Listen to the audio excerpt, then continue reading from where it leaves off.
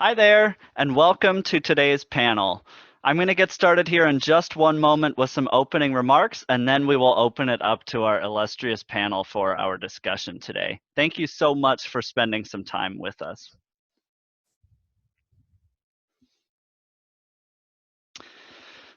Today's very special panel conversation about COVID-19 innovation, technology, and the global response is brought to you by the Museum of Life and Science in Durham, North Carolina.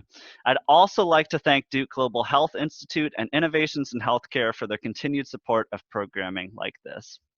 My name is Max Colley, and I'm Program Manager for Learning Philosophy and Evaluation at the Museum of Life and Science. And today I am joined by technology and healthcare innovators working on finding solutions across the globe.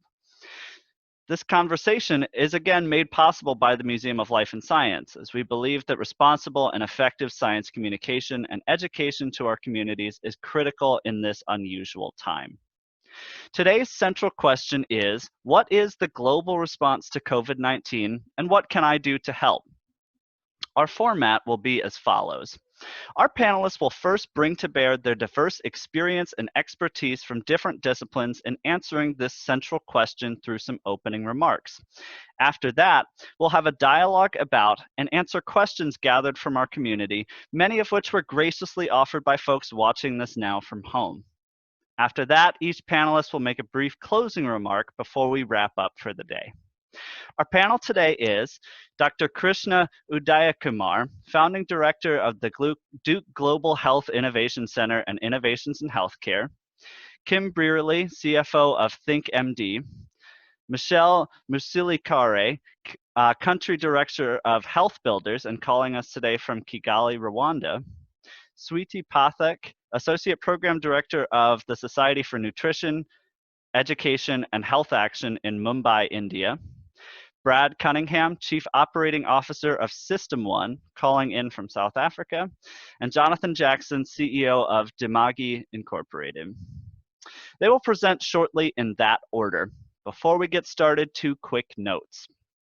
It is okay to disagree with one another. And we also know that there are likely questions that you may have that may not be answerable even for our illustrious panel or currently by the scientific community at large. If you have questions regarding you or your family's health, we ask that you consult with a medical health professional. If you have further questions that aren't answered, we refer you to the CDC's page about COVID-19 at coronavirus.gov for additional information. We finally ask for and appreciate your patience and understanding as we are all learning as well about COVID-19, about living our family and work lives in the same space, and about hosting webinars online.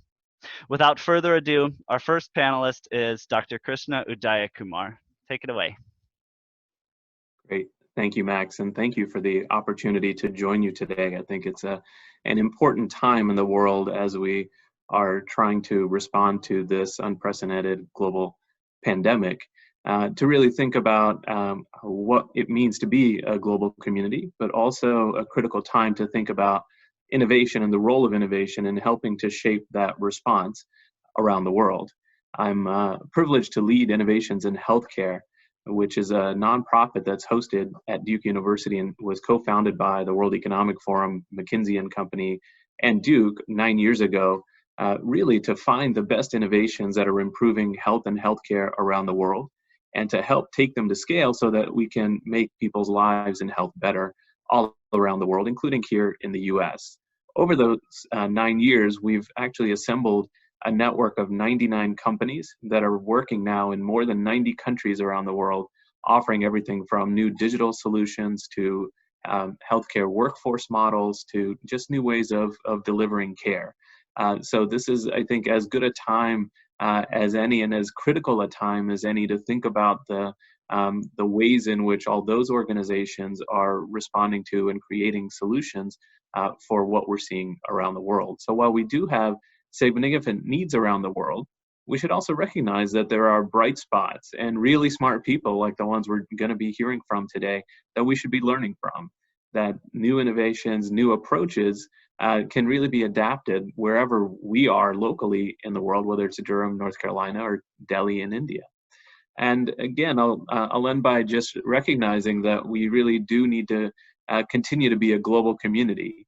We know that bugs and germs don't know borders. And during a period where we're under a lot of physical distancing and travel shutdown, I think it's really important to also find new ways to stay engaged with each other, uh, both as neighbors, but also as a global community. So I'm thrilled to be joined here today by some of the best and brightest innovators and thinkers around the world, and look forward to hearing from them and participating in this discussion. Thank you. Thank you, Krishna. And up next is Kim, and I have a slide for you, Kim. Oh, great. Thank you. Hi, everyone. It's really nice to be here, and we really appreciate your interest in learning about our global COVID-19 response. My name is Kim Brearley, and I work with a global healthcare technology company located in Burlington, Vermont. My husband and I both work globally, but are able to do our work remotely for the time being. We are doing our best to homeschool our two daughters, aged 8 and 9, during this pandemic, which is both a privilege and a great responsibility.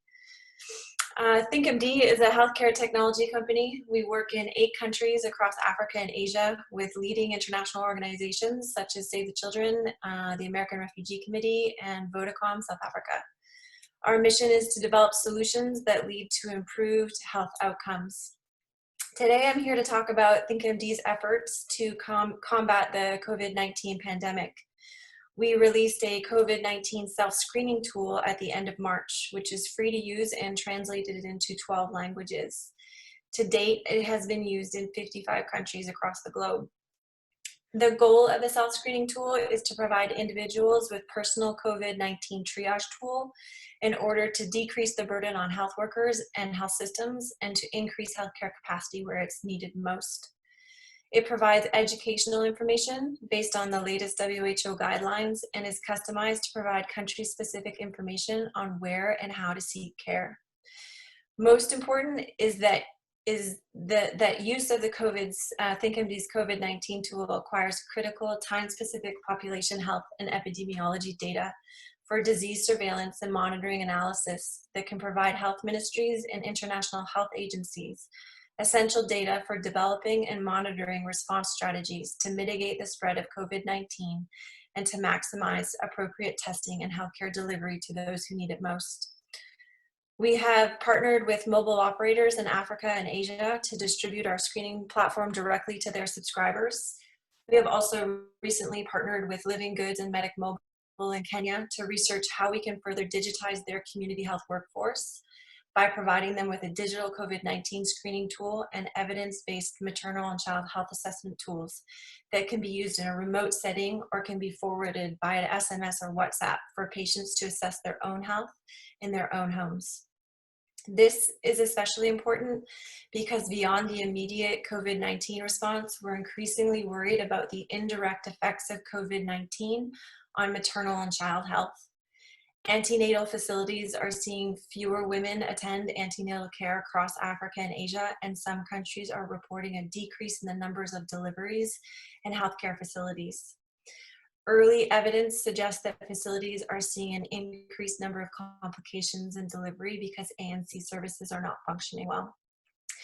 And while COVID-19 does not appear as deadly in children, the UN estimates that as many as 30 million child lives are at risk from secondary health impacts due to decrease in immunization coverage that we're seeing during the pandemic and increased rates of malnutrition for the most vulnerable populations, and because of decreased availability for treatment for malaria and other febrile diseases. Right now, there's a lack of personal protective equipment in the developing world, and our aim is to keep health workers safe and to provide pregnant and new mothers and parents the best medicine possible in this new environment of healthcare. Algorithmic medicine for self-diagnosis seems to be the distant future of medicine, but our technology has demonstrated that it can improve care, and it is needed because health systems are overburdened, health workers are scared, and there's a lack of availability of transport. ThinkMD's self-assessment technology is bringing quality healthcare into the home, and it's needed now more than ever. Thank you.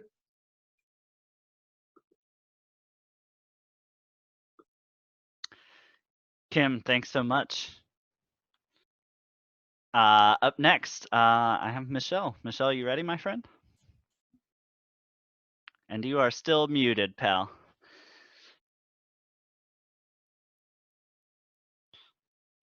I can unmute you if that's, there you go. Yeah, sure. Thank you so much, Max. And it's great to be here on this panel to discuss the global response to COVID-19. So I'm the country director, I'm Michelle Musirikare, the country director of Health Builders.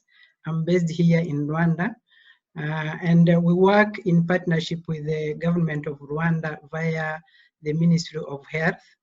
And our aim is to improve access to quality health care in primary healthcare centers in Rwanda.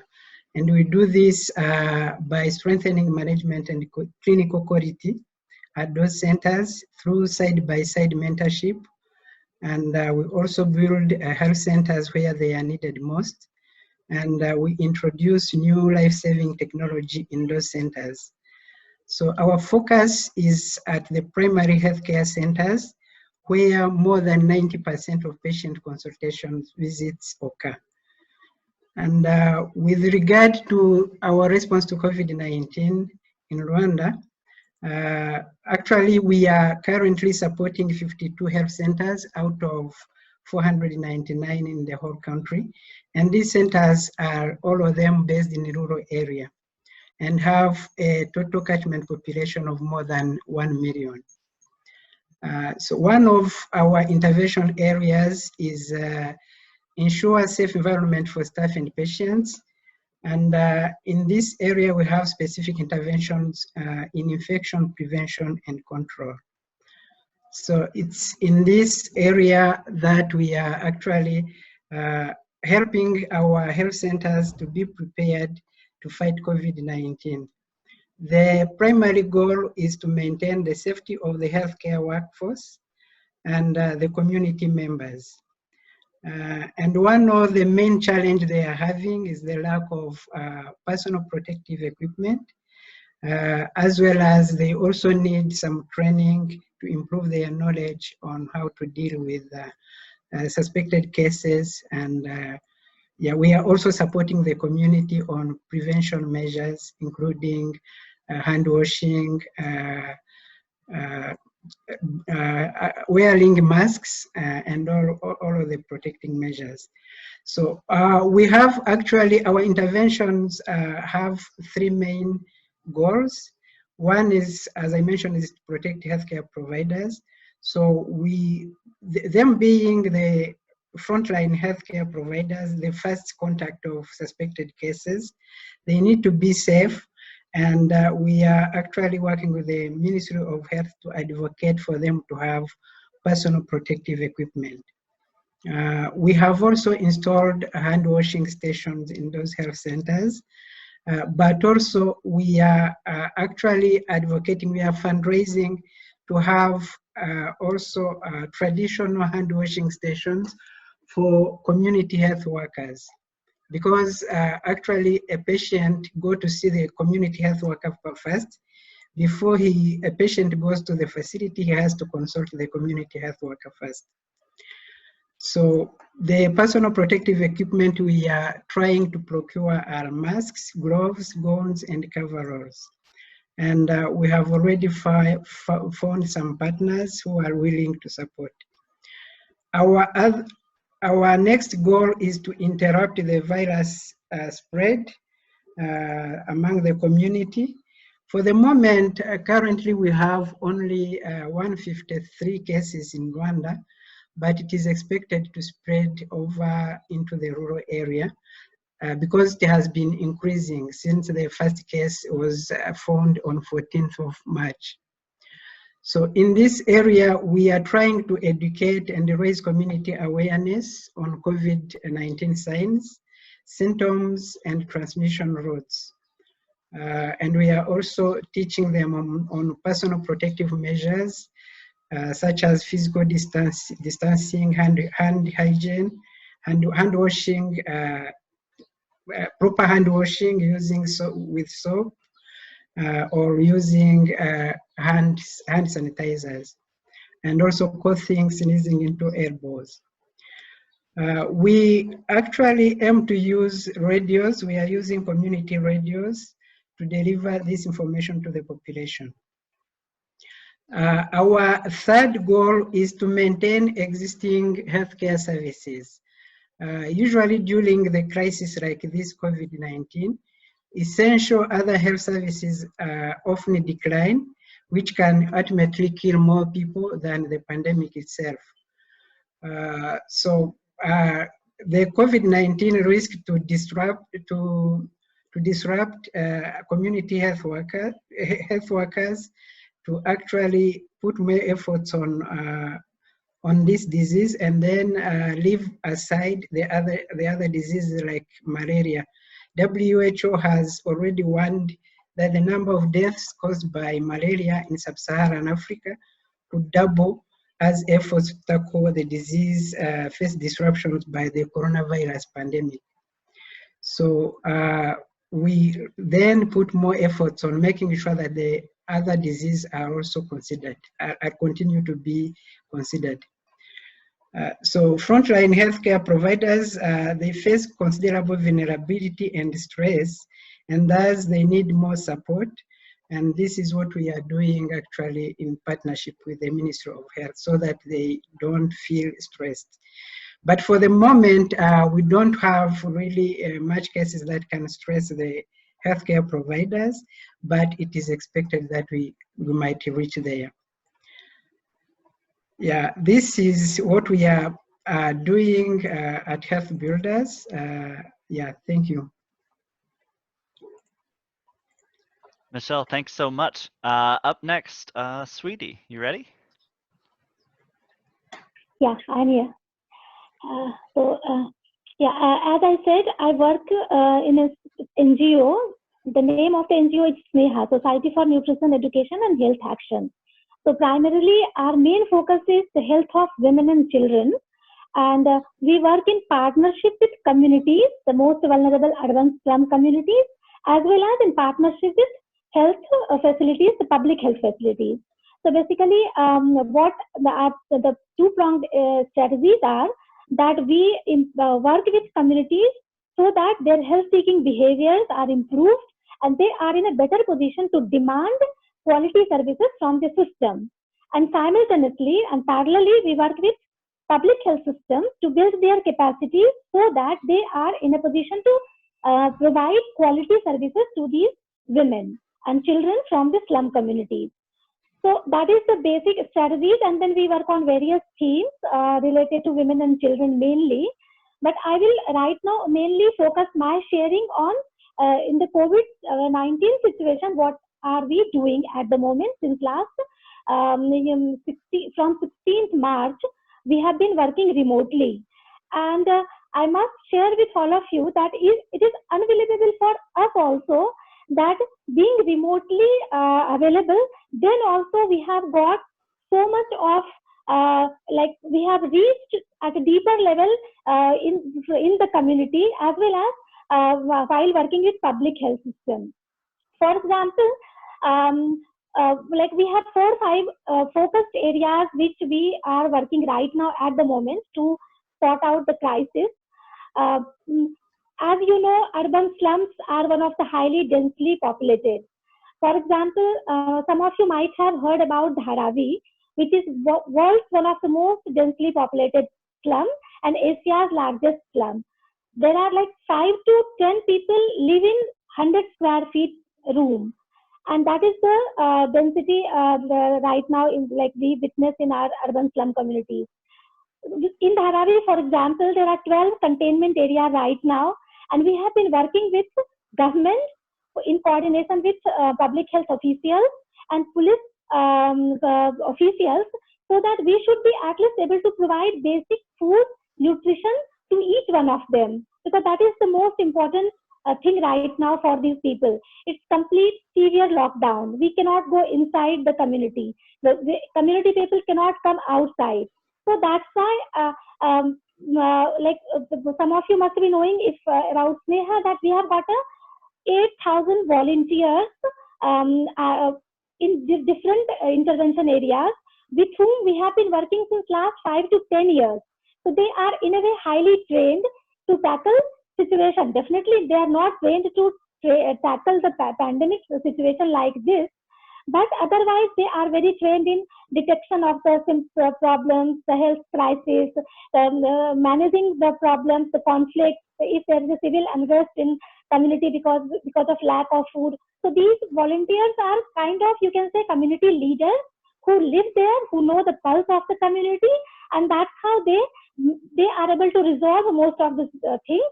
And we remotely continuously working with them on various aspects. So as I said, first aspect is food distribution, and we have been able to form a special dedicated COVID relief team who work in close coordination with these volunteers.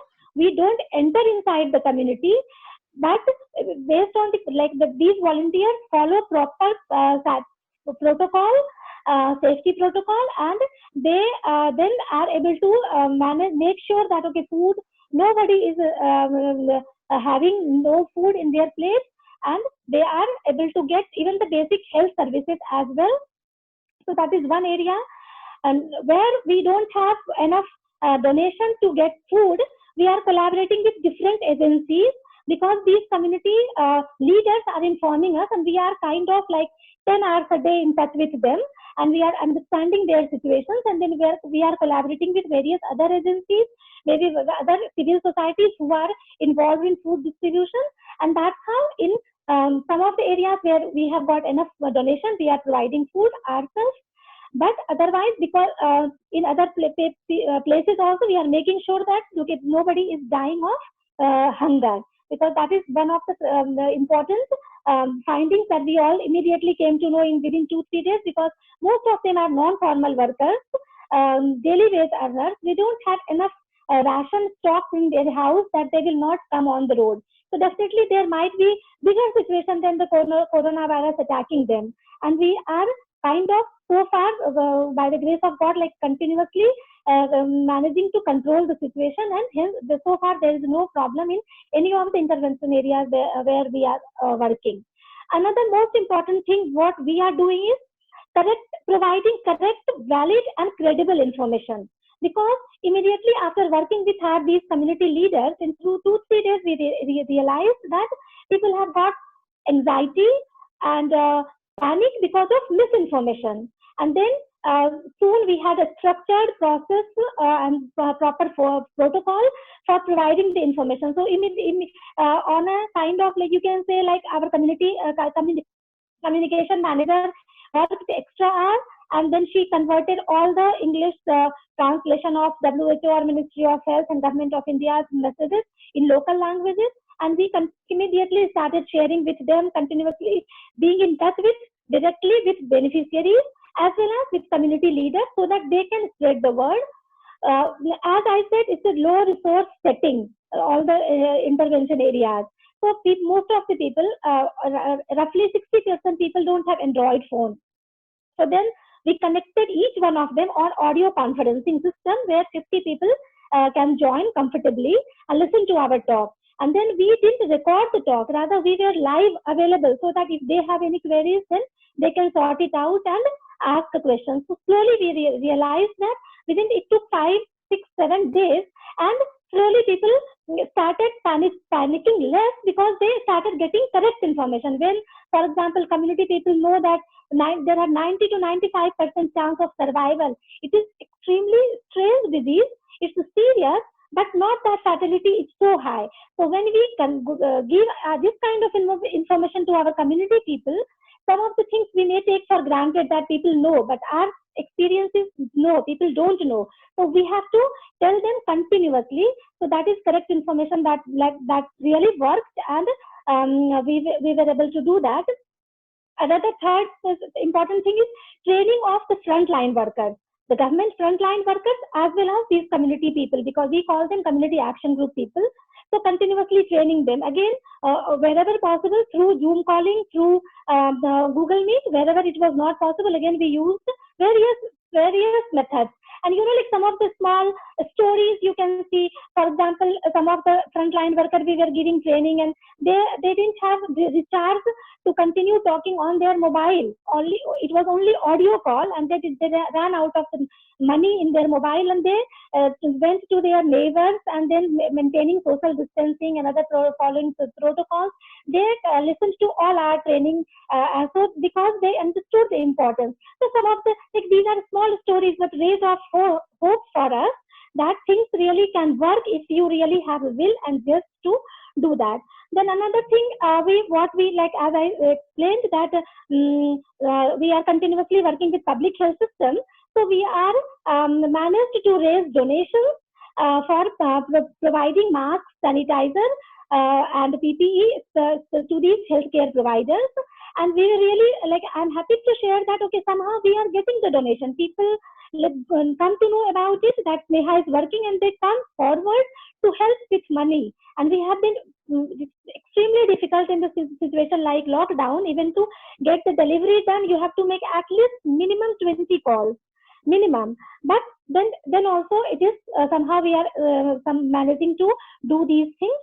Another important aspect what we are working on is, anyway, Sneha, the core focus is establishing maternity referral system. But especially in the situation like COVID, most of the hospitals have been allocated for COVID-19, and that's the reason that they are not following the proper referral protocol. And then we are in continuously touch with these public healthcare providers and community. We are immediately informing them that they don't need to go to that particular designated hospital, because in one of the community where we are working with support from Innovation in Healthcare and Pfizer Foundation, the home delivery rates are, you can understand, like 35 to 40%. And especially if situation like this will be there, then definitely they will prefer to do the home delivery and more complications. So then we are in touch with them directly, continuously counseling them to go to the designated private hospital where government has liaisoned, and those kind of important things we are doing. Special focus we are giving right now at this moment to pregnant women, because most of the cases we are assuming asymptomatic pregnant women will come to the health post for their antenatal checkup. They may not take things seriously because they may not have symptoms, and we are not still sure about the effect of COVID on pregnant women and newborn. So that's why we have started collecting and making our algorithm, so that we will and started setting up the record system at each health post, smaller health post, where these women go for antenatal checkup, and then ultimately at the hospital where they go for delivery. So in last 2-3 days only we have set up this system, and we are hoping that in future, maybe for a long run, these cohort we can follow to even understand, because that's our main interest area also, that apart from right now, like in the crisis situation, working, helping people, but ultimately even building the evidences, so that even other people, organization or civil society can learn from our experiences, because we so much of investment, thoughts, brainstorming go in that. So overall, extremely challenging situation, definitely, but yeah, we are managing to run the show. Yeah, that is from right now from my side. That's great. Thank you so much. Up next is Brad. Brad, I have a slide for you too, pal. Thank you very much. Can you guys hear me okay? Perfect. Yeah, thank you again for the opportunity to present today. As mentioned previously, I'm Brad Cunningham, the COO of System 1. My slides, the aspect ratio is not great, but we can jump into the second slide, go straight to that one. And yeah, so coming to you from South Africa today, in a country with a pretty strict lockdown, so it's definitely not been business as usual, pretty restricted in terms of our movements. But the country's doing pretty well in terms of keeping the cases down, hoping to ease some of the restrictions this week and free up a little bit more movement for everyone. But as Dr. Krishna says, you've got to be a global citizen at this point in terms of making sure everyone's doing their part to prevent the spread. And so coming over to System 1, what we really do is we're focused on infectious disease diagnostics, predominantly in low to middle income countries, with our primary footprint in HIV and TB. And what we do is we really take an Internet of Things approach to diagnostic connectivity. So really, attaching routers and SIM cards to diagnostic equipment all over the world. So that, the second there are results available digitally on those instruments, it's going into the healthcare system, trying to get the data to move faster than the diseases can spread so that we can elicit some kind of healthcare response. And so that involves mobile phone integration, similar to what Kim provided from her side, and I'm sure the ComCare group will also show a little bit later, in terms of just leveraging this information from the diagnostic equipment and making sure it's getting to the right people in the right time. When you're looking at pandemics like COVID, the really two big bottlenecks on the testing and diagnostic side really is one, the capacity and ability to be able to do all that testing, but then secondary to that is the ability to actually get those results back out in a meaningful time, in a useful time, to the right people, so that you can start people on treatment. You can confirm these cases. You can activate the contact tracing and provide as much information as you can into this health ecosystem.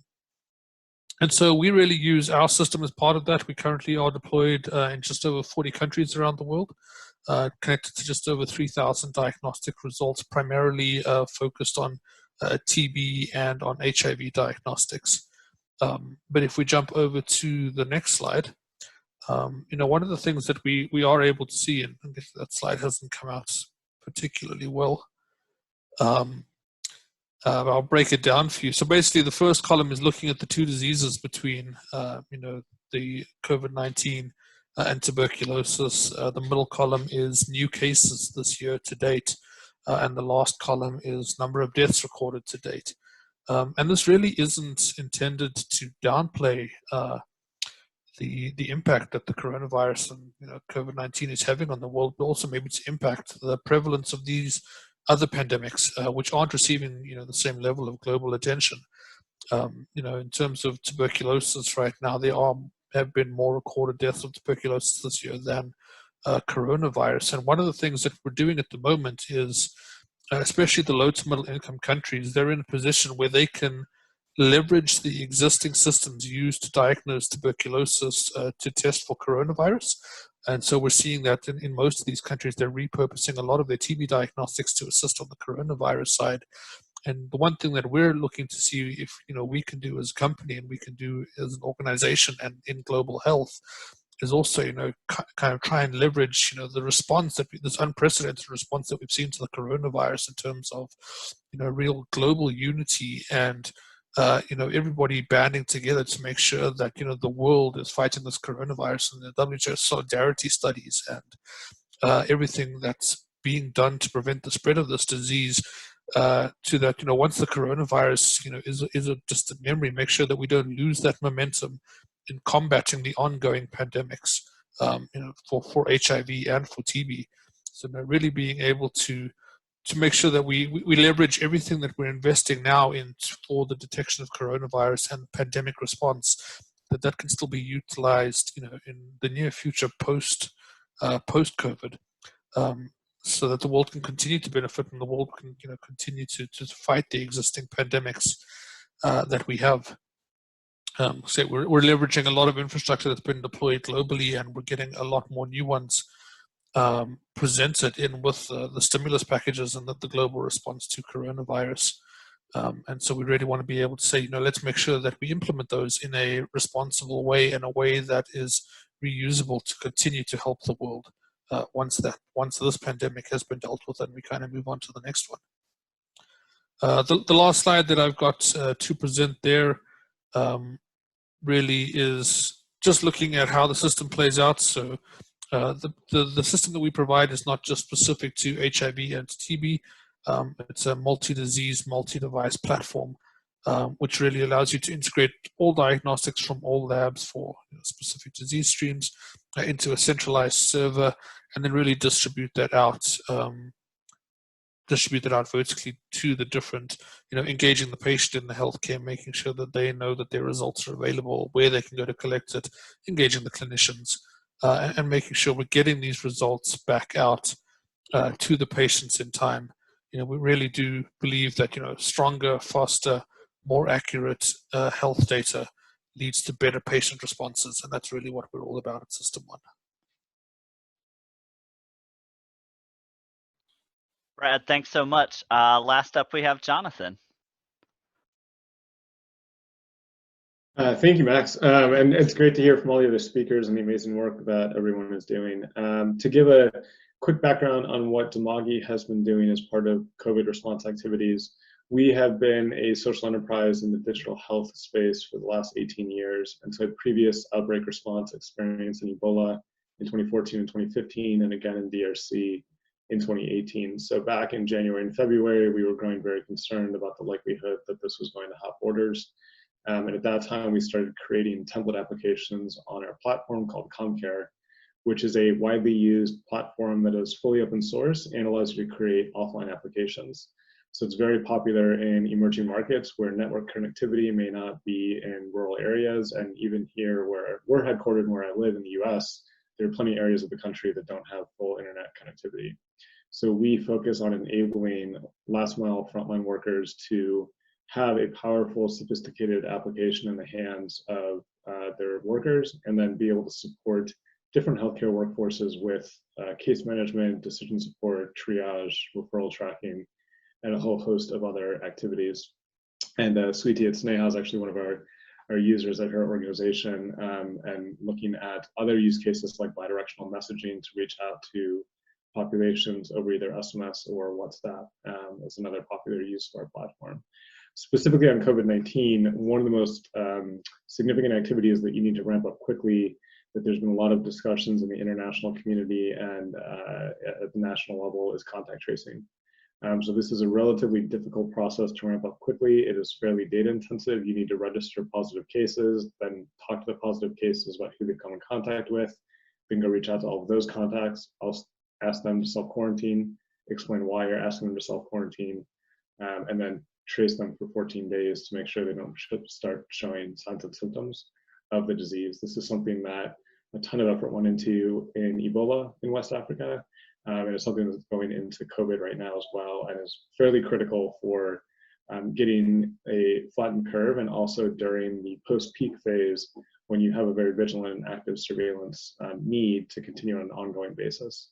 So we're deploying rapidly right now to a lot of governments around the world and a lot of state and local actors here in the US. But it's both urgent now, but critical during the recovery phase. If we are going to enable social distancing rules and regulations to be relaxed globally, you need to be able to very rapidly contact trace when you do find a positive case. You need to be able to ensure there's not an outbreak. And because we know the asymptomatic transition pathways, it is critical that you're not just basing this on people who are symptomatic. That's a huge difference that we had with Ebola, where it was fairly self-evident when the disease had a transmission because you would show signs and symptoms. And here we know with COVID, because there's such a high asymptomatic rate at various levels of estimates by many experts across the world, regardless of what that level is, it's high enough where contact tracing is a critical activity. And we need to, as a global society, and I like the point that was mentioned around how we're, need to be global citizens right now, the ability to self-isolate and self-quarantine even when you're asymptomatic.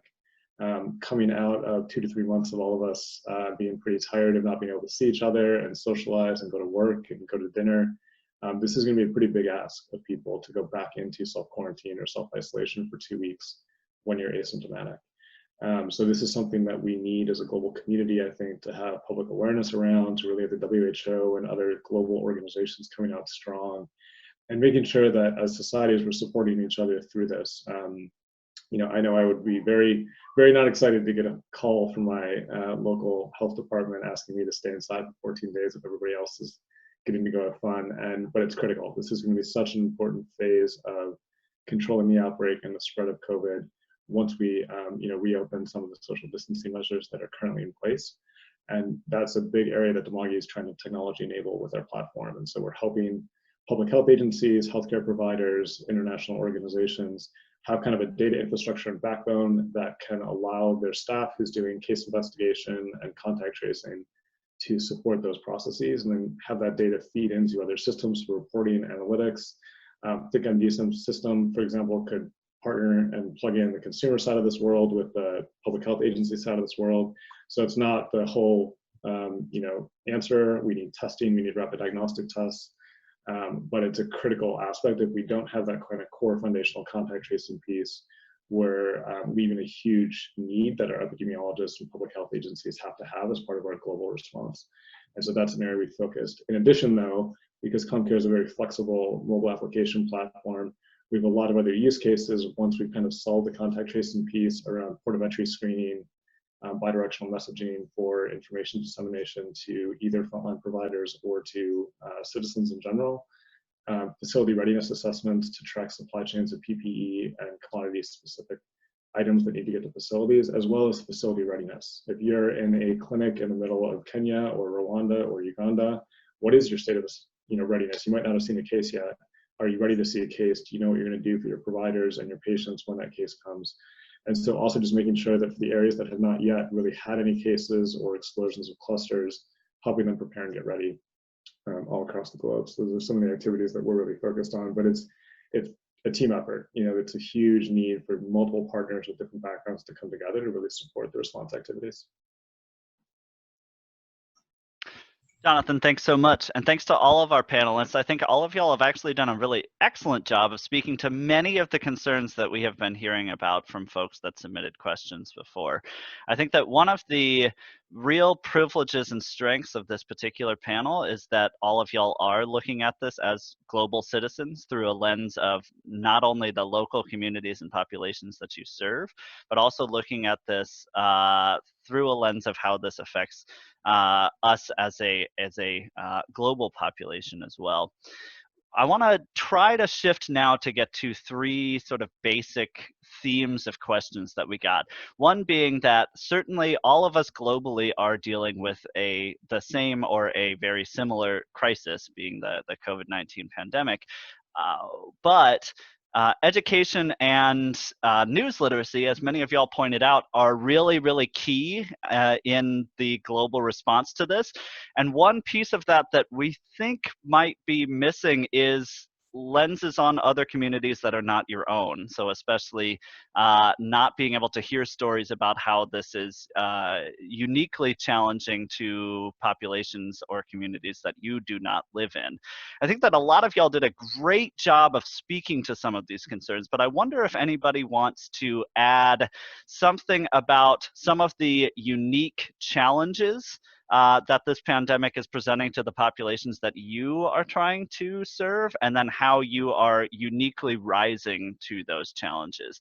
And I'll ask that we try to keep the responses to these questions relatively brief, as we do have other questions that we want to get to. But does anybody want to try to take on that question? Any sort of unique challenges that are being presented? Krishna, go for it, pal. Sure. Thanks, Max. I think it's a really important question. I'll try to provide a broad perspective, and then would love to hear from some of our innovators that are working very deeply in some of these communities. I think it's always important to keep in mind that that there are others, even in our own neighborhood or in our own state, much less in other parts of the world, that are experiencing this pandemic and are experiencing life more broadly very differently.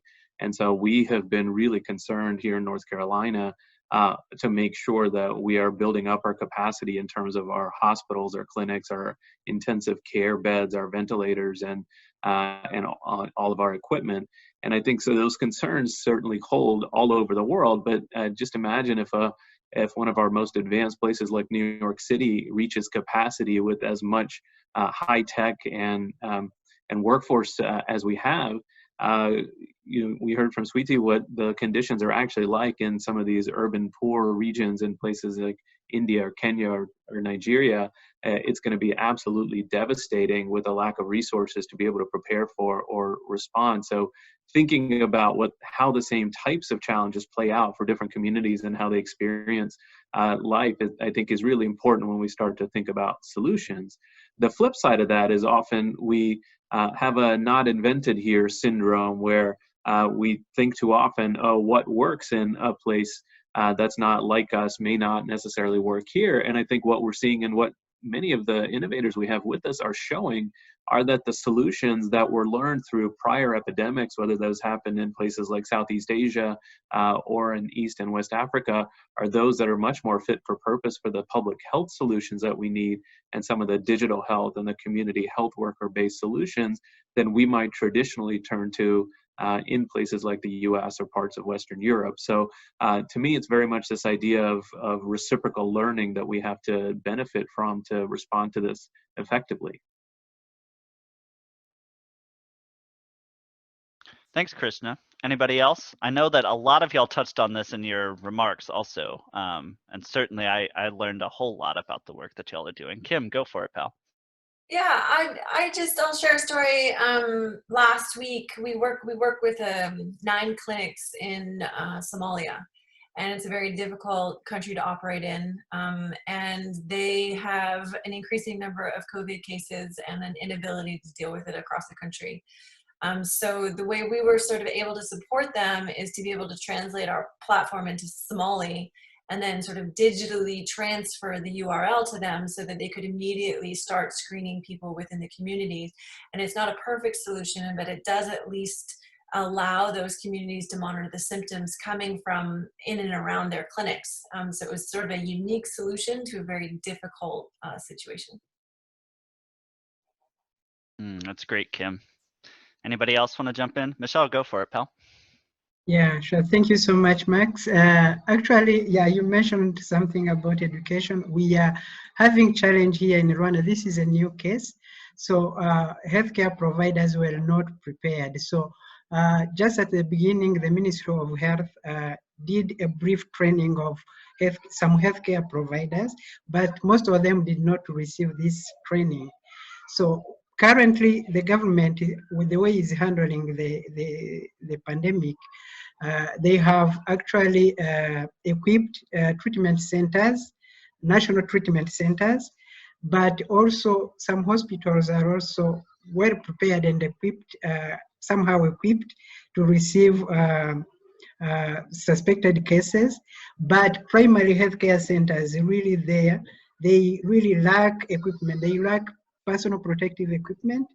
They don't have enough test kits for this.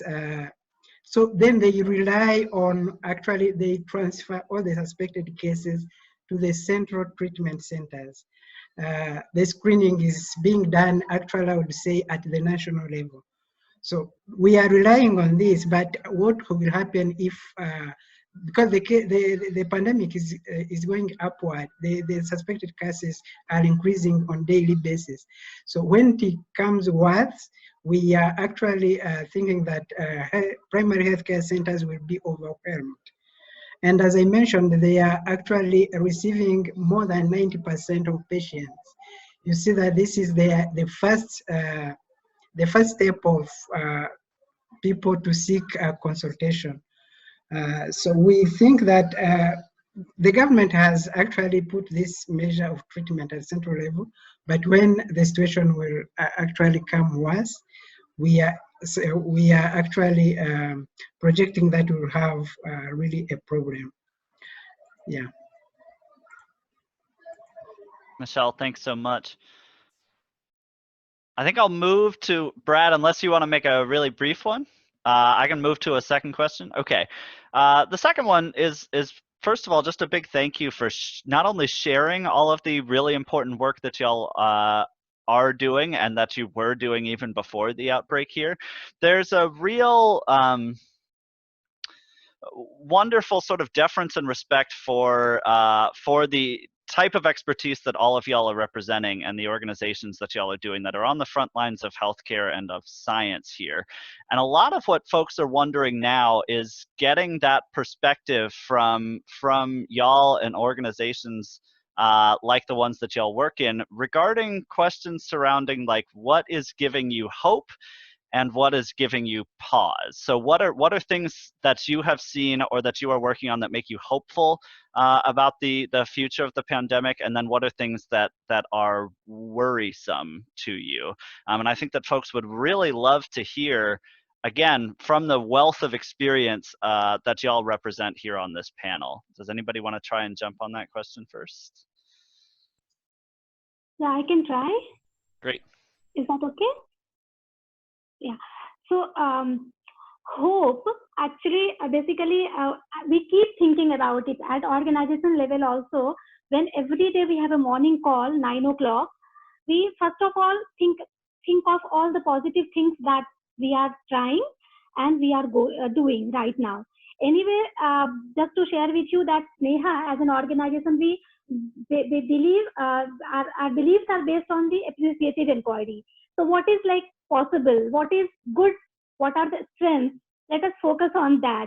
And I think from these philosophy stems that the belief that then so many positive things are also happening in this crisis situation. For example, hope, when we think of hope, I think even small things, like when I read about the laborers who were quarantined in a small school. The school was not in a so good condition, and they all painted the school bright and beautiful. I think, like these kind of things where people go beyond the step ahead and help. For example, we collect case stories every day from our intervention areas where our field workers work. And every day, at least minimum 7 to 8 case stories, which you will read and you will move to tears. For example, sometimes when there is a newborn delivery happened and the family didn't have anything to eat, family was not able to come out on the road because of lockdown. But then one frontline worker witnessed that saw that family, and then how now continuously food is getting supplied at her doorstep. So small things like people help each other. So these kind of things. At larger level, if I want to share, definitely I have a lot of hope in science and research. So much of advancement. Countries are trying their best even to develop vaccines. But the more hopeful I am is not only vaccines. The talk is not only that vaccines should be available to the richer countries, but rather that how should it be low cost so that it can be scaled up and everybody should get that. So those kind of conversations, those kind of talk, when I keep hearing the leaders talking about, or tech giants are talking about that or the scientists, maybe this is the time where maybe pandemic can teach us a big lesson that we need to really focus more of our attention in science and research and data, rather than involving ourselves in smaller conflicts or maybe bigger conflicts as well. We need to really rise above all these things. But these, like when countries share about their best practices to each other, then maybe the clinical practices, or if they share the resources, help the poor countries with their resources also. So these kind of things, like that really make me very hopeful. So yeah, this definitely in this difficult times, but a lot of hope as well. That's really important to be thinking about. Jonathan or Brad, either of y'all want to share something that's making you hopeful, something that's giving you pause? Yeah, I can jump in. I mean, Sweetie did a great job on that. I think one of the hopeful things is really the opportunity to create new partnerships, across the public sector, private sector, civil society, and government has just been, we saw this with Ebola too. I mean, like this is a moment in time when everybody puts aside organizational needs and other to really try to go far and fast. I think one of the challenges is simply sort of at what units are going to be most efficient. Obviously, the smaller the collaboration or the smaller the unit of intervention, the easier it is to move that forward, but the less replicable that is. So if you think about whether response should be federal and national, or state level or local, or what is the right geographic kind of efficiency, I think that's something that is not clear to a lot of people, and I think that is something that also creates a lot of communication friction, in all the countries that we're operating on. And so that's one thing that it would be great if there was a couple templates, like there's no right answer, but sort of if you're going to do national, it looks like this. If you're going to go to subnational, it looks like this. If you're going to go local, it looks like this. And having, more playbooks, I think would be so helpful for a lot of governments right now that we're supporting. That's great, Jonathan. Brad, go for it, pal. Yeah, I think one of the things that we've seen recently that's given us hope is there really has been actually this global coming together of not just the global funders and the donors, and being able to work with the ministries and internally, we use the word, disruptive. Coronavirus is very disruptive to not just, the healthcare industry, but all the other industries. You've got, your entertainment and travel and leisure industries are basically shut down. And then you kind of got the biotech side, accelerating as fast as they can at this point to try and respond to this. So I think, we're seeing it's really hopeful and really useful that we're getting this massive investment into these healthcare systems to be able to respond to these kind of situations, respond to these pandemics and these diseases. It's, setting up infrastructure that's never yet been available around the world to actually be able to respond to this. And I think, the opposite caution to that is, just making sure that it's sustainable and, really looking, post the pandemic that, when the next pandemic wave hits, that we don't start all of this again from scratch. And, just making sure that, as Jonathan says, we do build the right relationships and we do integrate with the ministries and get buy-in at the country levels to make sure that these platforms can continue to serve people. Brad, thanks so much. I love, first of all, that so much of what was represented, not only in our discussion at large, but especially for this last question, and it certainly gives me a lot of hope, is that question of what is giving you hope right now. And I think that sort of solutions focused mentality is really amazing to hear from all of y'all. We have one last broad theme of questions. This one was also super popular, and I'm going to try to see if we can wrap this into sort of our final sentiments from all of our panels, knowing that we are a little bit short on time. Of course, these conversations, there's so much more that we can talk about than could just fill up 1 hour. That last one is that myself personally, and many of the folks who are watching from home, I am not an epidemiologist. I am not a healthcare worker. I am not an amazing tech or healthcare innovator like all of y'all. Many folks are wondering what we can do as people that are trying to live our lives in this unusual time and trying to work and support our own families. What can we also do to help to support the amazing work that all of you are doing? What can I do to help the global response that all of y'all have done a wonderful job of describing so far over the course of this hour? Michelle, I'm going to start with you, my friend. Yeah, thank you so much, Max. Yeah, I would say that first of all, everybody has to adhere to the prevention and control measures set by our respective governments. That is self-protection, and which will in turn contribute to protecting others. This will reduce the spread of cases, protects the healthcare providers who are providing actually services from being overloaded and then have time to save lives. Another thing is that you can help advocating for organizations for healthcare services and organizations, especially those in most need countries, in low and medium income countries, to have actually personal protective equipment to help these frontline healthcare providers, as well as the test kits. Most of people are not being tested because they just lack test kits. So meaning that there are cases that are out there that have not been identified. Yeah, this is what I would propose. Thank you. Michelle, thanks so much. Kim, do you feel like you can go next, my friend? Yeah, absolutely. Really sort of echoing a lot about what Michelle said, I'd say, please listen to health officials. But, this is not just going to go away. I think that's something to remember for everybody, because we're all in our homes and we're all wondering, when is this going to be over? And the secondary effects of COVID-19 are going to last a really long time. So if people are wondering what they can do, once they flatten the curve in their own communities, they can start to look to other communities and look globally to see how they could support efforts to reduce maternal and child deaths, or to increase vaccinations elsewhere. This is going to be a long road, so any support is helpful. Kim, thanks so much. Brad, you feel ready to go next?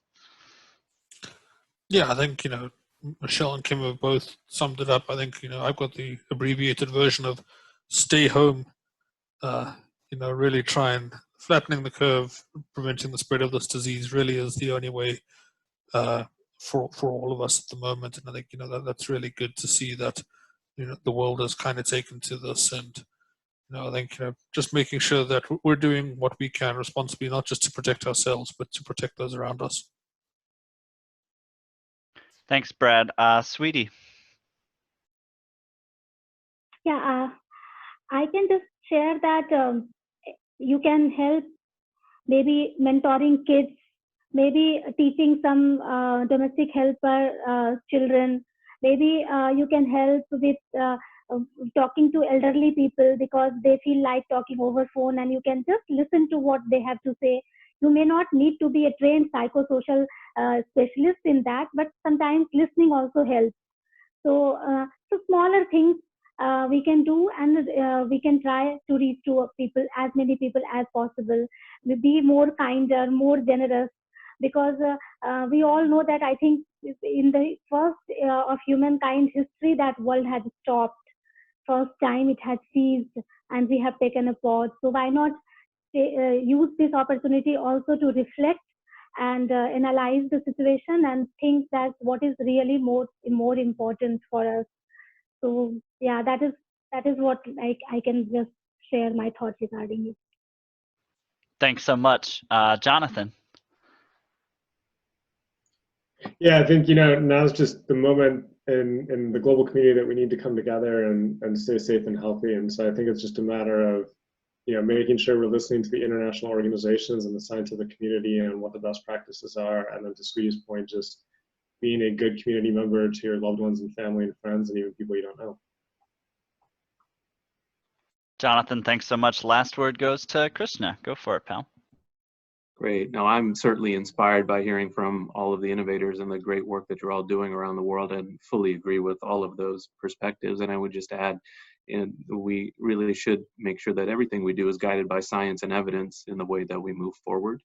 But this can be a scary time when people can feel helpless and feel like they're sitting back or isolating until something passes. And I'd say the way we should be thinking about it is exactly the opposite. We need everybody to actually lean into this. We need everybody to be problem solvers. And if it's not in the science, it can be in lots of other ways, like you've just heard about. We need creative ideas. We need new partnerships. We need small acts of kindness. And we should remember that what we're trying to practice is physical distancing, not social distancing. So this is a great time to also strengthen relationships, make sure that we have really strong fabric of communities, that we're caring for people's needs across the spectrum, including things like food security, like you've heard. So many small things that we can do, and it's the sum of all of these small acts of kindness that are going to get us through this and make us be even stronger in terms of our health systems and our communities on the other end of this. Well, I am certainly inspired by hearing all of these incredible stories and all of these wonderful perspectives from, again, such amazing expertise. Thank you so much to all of our illustrious panelists for taking time out of your very, very busy schedules to inform us about the work that you are doing and make us all into more educated and better informed global citizens in this very unusual time. Thank you also to everybody who has taken some time out of your day to watch this.